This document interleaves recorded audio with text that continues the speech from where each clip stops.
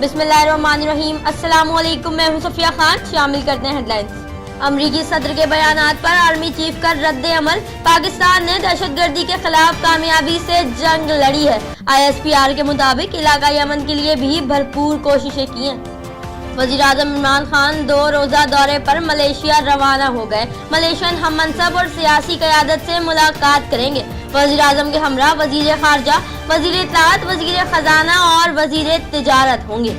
हुकूमत को public accounts committee के मामले पर यू टर्न लेना होगा। चेयरमैनशिप शहबाज शरीफ को देनी होगी।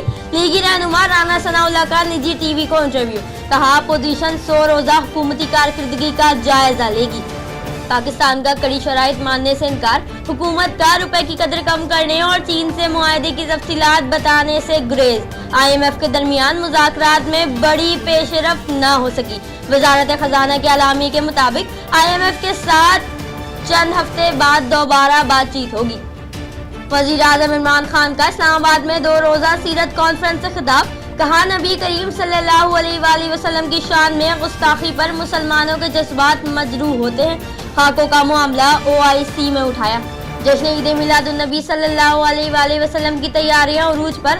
हर इलाका हर गली बरकी कुमकुमों से सज गया। 21 तारीख बरोज बुध ईद मिलादुन्नबी के मौके पर निजी सरकारी इदारों में आम तातील होगी। सिंध हुकूमत की जानिब से नोटिफिकेशन जारी कर दिया गया।